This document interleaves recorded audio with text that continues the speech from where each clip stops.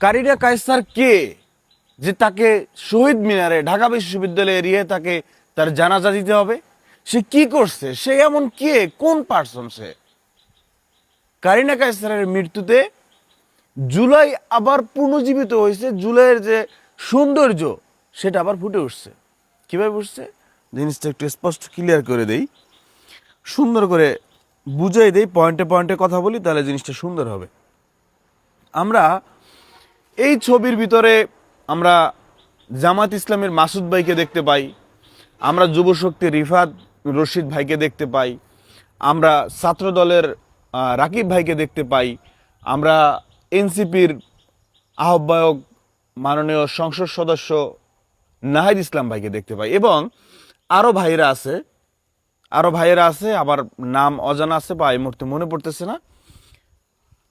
এই ছবিটা দ্বারা এটা স্পষ্ট, এবং জানাজা কে পড়াচ্ছে দেখেন, তিনিও একজন জুলাইয়ের অন্যতম ব্যক্তি। এই ছবিটা দ্বারা এটা স্পষ্ট, আপনি নাহিদ ইসলাম এনসিপির আহ্বায়ক সরকারের এগেনিস্টে কথা বলতেই পারে, সরকার পক্ষের লোক বিরোধী দলের প্রতি উত্তর দিতে পারে, আলোচনা সমালোচনা করতেই পারে, জামাত ইসলামীর লোক সরকারের সমালোচনা করতে পারে, তাদের জোটের সমালোচনা করতে পারে, মাগার জুলাইয়ের প্রশ্নে সব এক।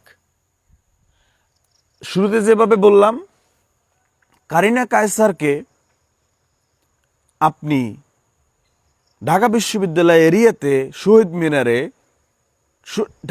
শহীদ মিনারে একটা মানুষের জানাজা হয়েছে, গণজানাজা, সেখানে তার জানাজা যাতে করে ওখানে হয়, এই জন্য তার বাবাকে শতবার ফোন দেওয়া হয়েছে ঢাকা বিশ্ববিদ্যালয়ের শিক্ষার্থীরা, ঢাকা বিশ্ববিদ্যালয়ের কর্তৃপক্ষের জায়গা থেকে। তাহলে কারিনা কায়সার কি করছে? আপনি কি জিনিসটাকে একদম চারটিখানি মনে করেন যে শহীদ মিনারে কারিনা কায়সারের জানাজা হয়েছে, এটাকে নর্মাল কিছু মনে করেন? আপনি আপনার জানাজা কই হবে? আচ্ছা, তাহলে কারিনা কায়সার কি করছে? কারিনা কায়সার 30 জুলাই সে কিন্তু তার প্রোফাইল লাল করেছিল, কিন্তু তৎকালীন সময় স্বৈরাচার তারা কিন্তু কালো দিবস পালন করতে চাইছে। সেই সময় আমরা কি করলাম? আমরা প্রোফাইল লাল করলাম। ছাত্র জনতা প্রোফাইল লাল করার জন্য ওই সময়ের যুবলীগ, ছাত্রলীগ, আওয়ামী লীগের জায়গা থেকে খুঁজে খুঁজে বের করছে কে কে প্রোফাইল লাল করছে, তাদেরকে ধরে মারছে, অপমান করছে, লাল প্রোফাইল ডিলিট করাইছে। তো এই কারিনা কায়সার তিনি কিন্তু 30 জুলাইতে তার প্রোফাইলে ঢুকে দেখবেন এখনো যে লাল করা আছে। এরপর কি করছে সে কিন্তু সশরীরে মাঠে নেমে আন্দোলন করেছিল। এখন আসেন পয়েন্টে, তারা কারিনা কায়সার একদম জুলাই যোদ্ধা, ওকে ফাইন। কারিনা কায়সার মারা যাওয়ার সাথে সাথে স্বৈরাচারের জায়গা থেকে আনন্দ উল্লাস, বিচ্ছিরি ভাষার শব্দচয়ন, মানে কারিনা কায়সার মরছে মানে সে তো জুলাই যোদ্ধা, এটা হচ্ছে তার প্রথম অপরাধ স্বৈরাচারের কাছে, যে মরছে মানে যেভাবে মেয়েদেরকে গালিগালাজ করা হয় বা যেভাবে নিম্নভাবে যে একটা মানুষকে যেভাবে করা হয়, কোনো কিছুই বাদ রাখে নাই সে মারা যাওয়ার সাথে সাথে। আবার এখন এসে তারা বলবে যে মানুষ মরে গেলে যে আলহামদুলিল্লাহ বলার যে সিস্টেম, এটা তোরাই শুরু করেছিলি। তোরা মানুষ গুম করবি, খুন করবি, হত্যা করবি, জোর জুলুম করবি, আর মানুষ তোদের মৃত্যুতে আলহামদুলিল্লাহ, এটা তো আমরা বলা শুরু করি নেই। তোদের নিজেদের ভিতর থেকেও মানুষ পদত্যাগ করা শুরু করছিল ওই সময়। তো আসেন,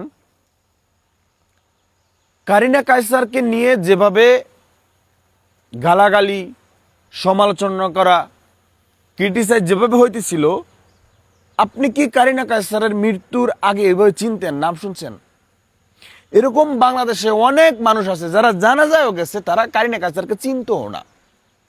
কথা বললে বললেন,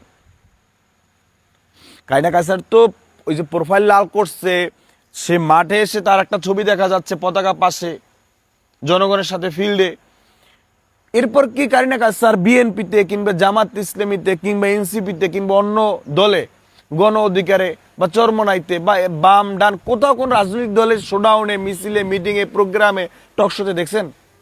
দেখেন নাই। তার অসুস্থতার পর থেকে একটা আওয়াজ উঠছিল, মারা যাওয়ার পর সবকিছু ফুটে আসছে যে তার প্রোফাইল লাল ছিল, সে জুলাই ছাত্র জনতার পক্ষে ছিল, সে সশরীরে মাঠে ছিল। এইটা দ্বারা স্বৈরাচার যখন হাসাহাসি তামাশা করতেছিল, এটার প্রতি উত্তরে জামাত বলেন, বিএনপি বলেন, এনসিপি বলেন, সব কিন্তু এক হয়ে গেছে এবং তার জানাজাটা সম্মানের সাথে শহীদ মিনারে করছে। তাই এইবার আসেন আরো গভীরে, ডিপ পয়েন্ট, যেটা একদম ডিপের ভিতরে। আপনি জুলাইকে আওয়ামী লীগ স্বৈরাচার ওরা বারবার ভুল করতেছে যে আমরা এই জুলাই যোদ্ধা মরে গেলে আমরা টিটকানি করব, পেশি শক্তি দেখাবো, মূর্খতার যে একটা পরিচয় দেয়া, ওরা মনে করে যে আরে ফিরে আসছে। একটা কথা মনে রাখি ভাই, আল্লাহ মাফ করুক, সবকিছু আল্লাহ তাআলার হাতে। আপনারা যে বলেন না যে হাসিনা দেশে ফিরে আসবে, হাসিনা ছাড়া রক্ষা নাই, ধানসিঁড়িটির তীরে আবার আসিবে ফিরে, হাসিনা ছাড়া বিকল্প নাই। হাসিনার আল্লাহ তাআলা জানি না আল্লাহ তাআলা কি শখ এঁকে রাখছে। হাসিনার জন্য পথ দুইটা, একটা হচ্ছে সে পাশের দেশে বসে মারা যাবে, ওখানেই তার দাফন হবে, তার লাশও বাংলাদেশের মানুষ গ্রহণ করবে না। আল্লাহ তাআলা মাফ করুক, লাশ বা মানুষের ভাবে নিয়ে কথা বলা ঠিক না, ভাবনা চিন্তার জায়গা থেকে বলা। আর একটা হচ্ছে কি, আর একটা হচ্ছে যে সে জীবিত থাকা অবস্থায় দেশে তাকে পাঠিয়ে দেওয়া হবে, দেশে তাকে আসতে বাধ্য হবে এবং দেশে আসতে তার জেল ছাড়া উপায় নাই এবং ফাঁসি ছাড়া উপায় নাই, গণহত্যার বিচার ভাইয়া হবে।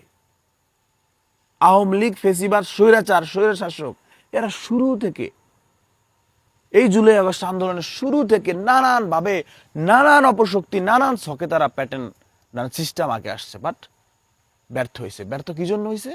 মানুষ মাইরা কেউ সফল হতে পারে না। আরেকটা ব্যাপার ভাইয়া, পৃথিবীর ইতিহাসে কোন স্বৈরাচার দ্বিতীয়বার ফিরে আসে নাই, ফিরে আসতে দেয় নাই পৃথিবীর ওই ওই দেশগুলো, যেই দেশগুলোতে থেকে স্বৈরাচারের গণ অভ্যুত্থানের মাধ্যমে পতন হয়েছে। So it is not easy. আপনি বড় হয়ে যাচ্ছে ভিডিও, আপনি কয়টা মানুষকে মেরে মেরে মেরে ফেলবেন? এক হাদিকে মেরে ফেলছেন, সব শেষ হয়ে গেছে। আপনি এনসিপির 5টা মানুষ মেরে ফেলবেন, শেষ হয়ে যাবে। আপনি বিএনপির 5টা মানুষ মেরে ফেলবেন, আপনি জামাত ইসলামের 5টা 10টা মানুষ মেরে ফেলবেন, শেষ জুলাই গণ অভ্যুত্থান। আওয়ামী লীগ চলে আসছে, স্বৈরাচার চলে আসছে। It is not easy. ভালো হন। পৃথিবীর ইতিহাসে স্বৈরাচার ফিডব্যাক কামব্যাক করার হিস্টোরি নাই।